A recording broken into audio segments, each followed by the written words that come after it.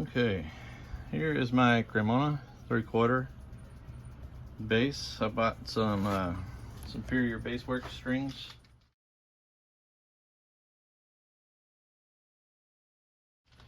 Came in today, so I'm going to be setting it up with this and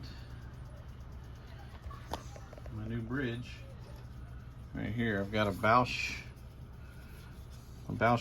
fixed bridge. My old bridge is the adjustable bridge, but this thing has a lot of it's hard to display it there for the camera, but this thing has a lot of play in those adjusters. And when I had it strung up with the steel strings with these, this thing would bend in the middle where these adjusters were and let this bridge lean and pull the feet up off of the body. Couldn't get it to sit flat. I loosened the strings a little and fixed that 2 or 3 times, but it would always migrate back. You know, I think because my steel strings had a kink in them where they go over the bridge right here, and I was trying to keep the bridge, you know, more or less in the right place, you know, lined up with these little marks here, which you're supposed to do. So when I had it centered on there, that bridge, it would just keep pulling this way. It would keep doing that because of the kinks in the steel strings. So I'm starting over here. I got the new strings, new bridge. I still have to cut my notches in this. I did a rough, used this adjustable bridge kind of like a template. It's out of whack right now, but I adjusted this until the strings were at the height that I wanted them, and I used that as a template to cut my height for this rough height anyway, because these feet still have to be shaped just slightly. You know, so there's slight curves to these feet that match the curve of the body. And to do that, I'll be putting some sandpaper here on the natural curve of the belly, and I'll just use that, the body, as a sanding block. I'll sand this until there's no more gap and it matches. So that's how I'm going to do that. Then I'll cut the holes, or the notches rather, for the strings once that's done, so I can fine tune my action height. I'll either sand this to fine tune my action height, or I'll file my slots shallower or deeper to fine tune my action height. Of course, I don't want the strings in there, you know, more than halfway into a notch. I really don't want those notches too deep, so I can take off enough here, I think. The only wild card is when I did set up the height of that bridge, the bridge is probably going to be a little taller than I think it is, because this fingerboard is not straight. This is a Cremona bass, and as some of you know, they aren't, you know, the highest quality. They aren't bad. It's not a bad bass, but you know, there's some things that need to be set up on these. Now with my metal straight edge, you can see that fingerboard is not flat. It's got a curve. It kind of curves up right at the end. You know, so I'm going to take my 100-year-old Bailey hand plane here, and I'm going to shoot the fingerboard, but just kind of on this bottom part, and try to take some of this material off and get it flat. I'm going to go real slow and take my time, and we'll see. This fingerboard is supposed to be ebony, so we'll see if it takes the black off or not. I can see right here that it's not a real black piece of ebony. This is probably still stained black and not a natural black of the ebony wood. So, you know, you'll probably see it. It'll probably look a lot lighter here where I plane it. We'll see. Alrighty, I got my camera set up on my tripod now so that I can work. This is my early 1900s Bailey hand plane that I restored. I bought this in a toolbox full of stuff at an estate sale, and it was pretty rusty and crusty, but I cleaned it up, took it all apart, sharpened the the blade to where it would shave here on my arm, you know, and the foot's not perfect, but it'll be close enough for my needs here, you know, or good enough for as what I can use a plane. I'm kind of new to using these planes in the first place, so I am going to go for it, you know, because that's how you learn how to do things. You just go for it. I'm not totally green at this, you know. I've worked on stuff all my life. I always work on my own stuff. My grandfather, his name was Luke Thompson. He was a professional luthier. He made mandolins and guitars and basses and fiddles all of his adult life. And my father, Gary Thompson, he was also a luthier for quite some time. When I was growing up as a child, he had a little shop there at our house, and he would build acoustic guitars, beautiful instruments. So I've been exposed to this all of my life. I'm not necessarily, I wouldn't call myself a luthier, but I am pretty handy with my tools. I understand how they work, and I understand what needs to be done. So I'm going to make this video for entertainment purposes only. I'm not encouraging you guys to try to do this kind of stuff yourself. I do encourage you to bring it to a professional if you need this done. So let's see what happens here. See if I can make this base better or worse. I don't think I can make it any worse. So let's see if I can get to this thing even. I'm going to go a little slow with this because I don't have a lot of hours using this plane. Now, to use a plane, you back that blade off all the way until it doesn't grab at all, and you just inch this knob forward ever so slightly until you start to grab some wood. And like I say, I'm only going to try to plane it this last 4 or 5 inches of the fingerboard here to take that. Seems like it's got a little hook to it right here. So let's see what happens.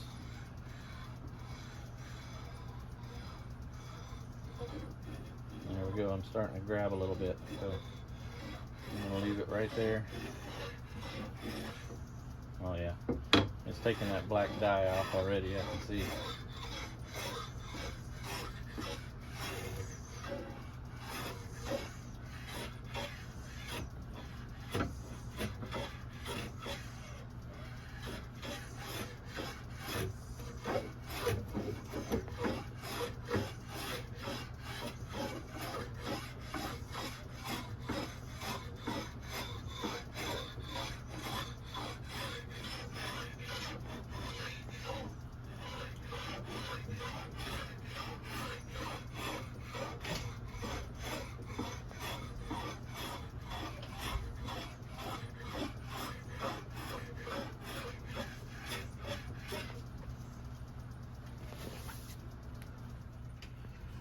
And you can see that this black is definitely not the color of the wood. This has been painted or dyed. This is supposedly ebony, but it is, you know, this instrument is made in China, so it could be not ebony, or it could just be some low quality ebony. But in any case, it's fine for my needs. You know, you can see where it's starting to take some wood off already. That gap though in the middle is about 1/8 of an inch, so I'm going to have to take quite a bit off here at the end, but that's okay. I think it's going to be much better once that fingerboard is flat. Alrighty, I had to move outside to get some more room. This was a little harder job than I thought, so got out here where I could make some dust. You can see how the black came off of that. This is supposed to be an ebony fingerboard, but it's definitely not a dark black ebony. You know, being a Cremona, it's not the best grade of wood on this thing, so there's an example of that. You know, it's not super dark, but it is super hard. This stuff was hard to sand by hand, because once I got done with my plane, you know, to get the stuff nice and smooth, I've been hand blocking it here.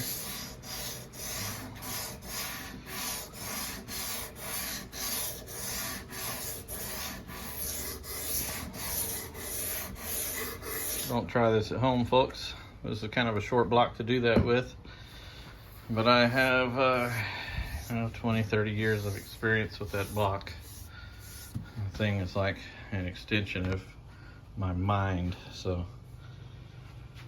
I was able to get that pretty good. Let me show you with the straight edge how she's going here. I'm gonna line this up with the strings more or less. You remember before I had about 1/8 of an inch of daylight, and she's laying nice and flat. Now that's the A string more or less. And I'm just gonna put this where the strings go, you know. So here's the D string where she lays. You can see a slight bit right there. I've got it pretty damn close. And here's about where the G string is gonna sit. So it's a hell of a lot better than it was. There was about 1/8 of an inch of daylight in between it before when I would do that. So got me a towel here covering up my F-holes so I don't get sawdust all inside of the base. And you know, it looks a lot different.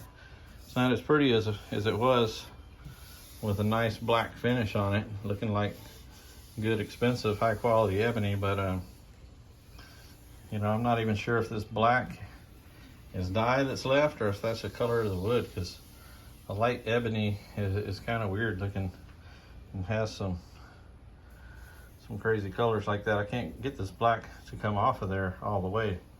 It's like it was dark with a little bit of lighter streaks in it or something like that. Maybe some sapwood, I'm not sure. Not sure, but it feels good. I've got it blocked down to 180 here, you know, which is pretty smooth on a hardwood like this. Pretty smooth, and I'm not sure what I'm gonna do with it. If I'm gonna stain it or paint it or just leave it like it is, and I'm sort of inclined to just leave it like it is because it looks interesting, gives it some character, and then all of these little weird marks and stuff, it gives me reference points on my fingerboard.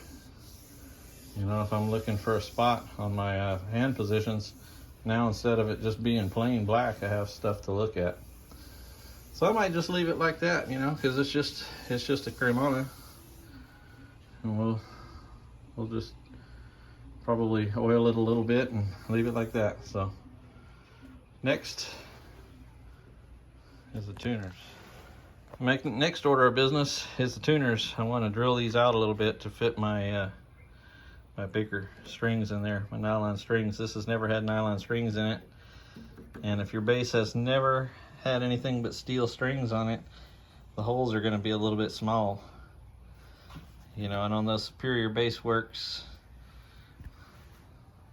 strings, even on the instructions, it says that, you know, if your bass has never had nylon strings on it, drilling these out, modifying your notches, stuff like that. Even the string slots for the tailpiece are going to need to be widened. You know, that's perfectly normal. Alrighty. I went ahead and took a chance and drilled them in the base. I just went real easy and tested to see how hard this stuff was, and it cut really, really easily. So I went ahead and drilled that out with this guy right here.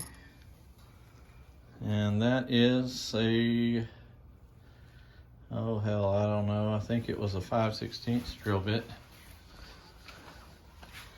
Forgot to check when I took this out, but 3/16. This was a 3/16 right there. Okay, so I drilled out this E tuner peg and my A tuner peg, both with a 3/16 drill bit. And then I came back with this little carbide bit that was just slightly bigger, and I chamfered that edge so I don't have any sharp edges. I did this on both sides of that tuner. This is my biggest string here, which I may or may not use, you know, because the set comes with 6 strings, so I can bump them down a size if I want to. You can see that that goes through there. That'll even go through this string.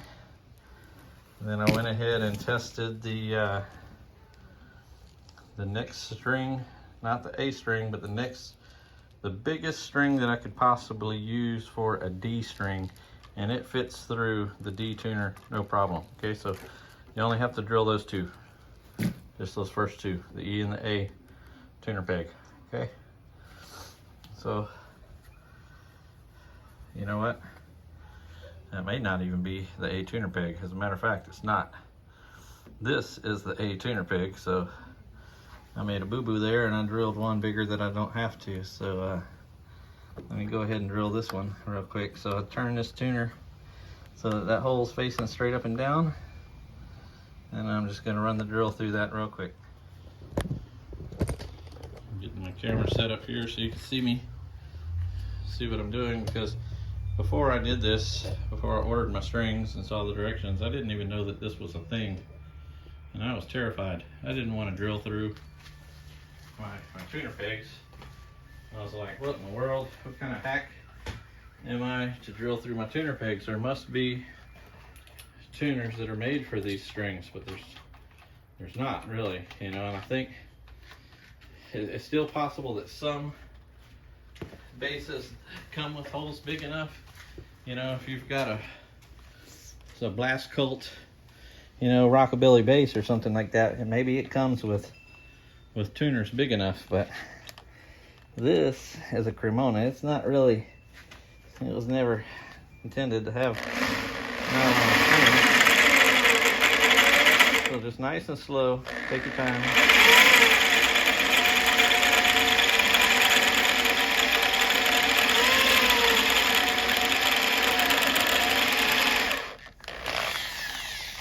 Check my progress here, make sure it's drilling and not killing. Try not to get my beard caught in this drill machine.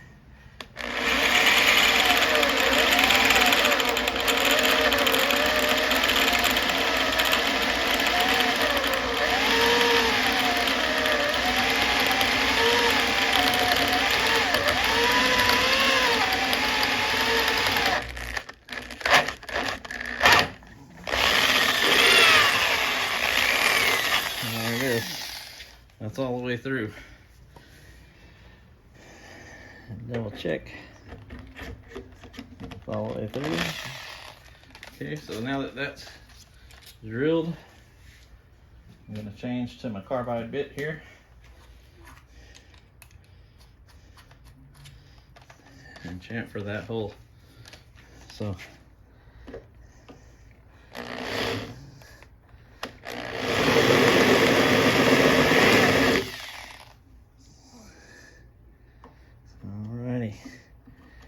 got that one chamfered on one side. Now let me spin it on around here, chamfer the other side, and that should do it. I really didn't have to drill this one because I believe this, as a matter of fact, that's my G, so that hole is going to be a lot bigger than it needs to be, but that's all right. That's all right. Ain't gonna hurt anything.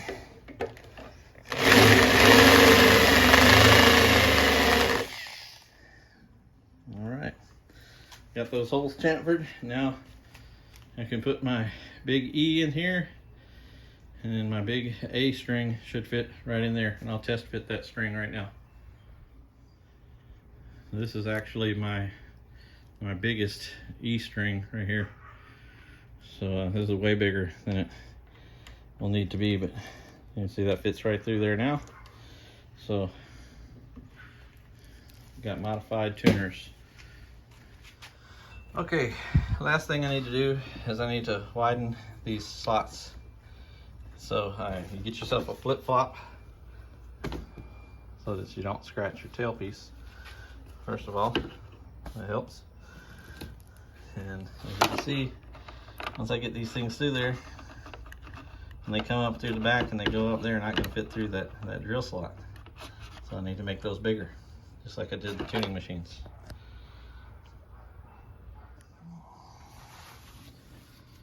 All right, I've got my little slots widened, and what I did here is I just took the same 3/16 drill bit. I drilled right through the top of that slot, and then I used my my little needle file here to connect the dots. Okay, and then I went ahead and opened those little notches that were there. Just made them a slight bit bigger to accommodate my bigger springs, or strings, sorry. So there we go. That's done. Last step is the bridge. Let's fit that bridge onto the base. Okay, what I'm doing here is just laying my old bridge over my new bridge and marking my string notches.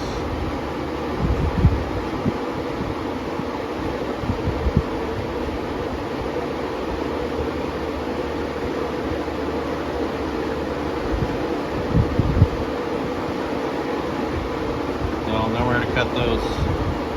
I don't want to make those too deep. I want to start super shallow. That way I can make them a little deeper if I need to for the action.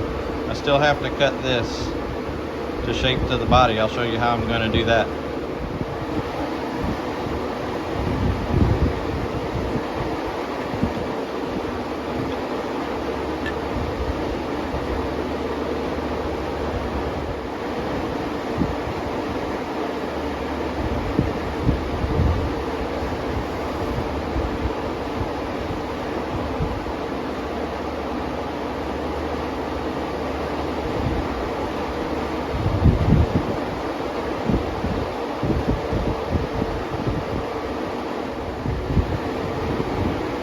My little needle file again. I'm going to make them a little bigger. Paying attention to which side of the bridge is up here. Make it a little bit bigger, a little bit wider of a notch on my E string, of course.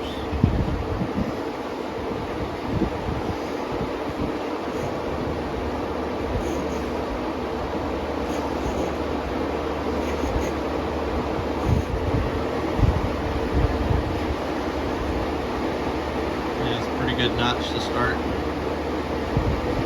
A little bit.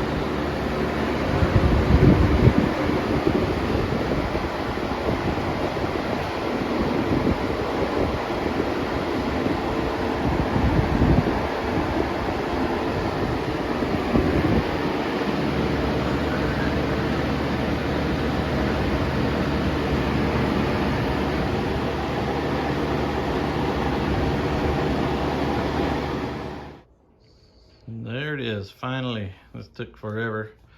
It was worse than changing a tire on a motorcycle. But I got my strings pretty straight on my tuner pegs. And my action fell out right about where I wanted it. I wanted it kind of high. You know, I've got a good, you know, 1/4 of an inch or so.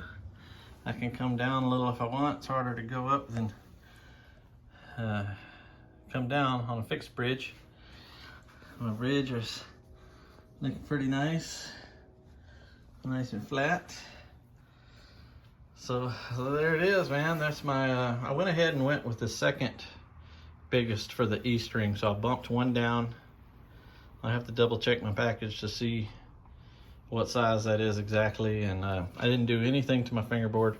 I might put some oil on that a little later, but for now it's getting late and I just wanted to wrap this up and get it back in the house. So and I did all of this without my sound post falling out, and it's in about the right place. So it's right underneath the edge of this foot right here, and then, you know, this is about a 1/2 inch down from center of the center post. So from what I understand, that's about where it's supposed to be.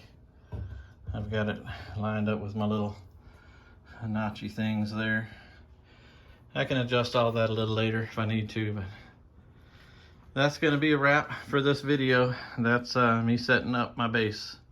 Thanks for watching, guys.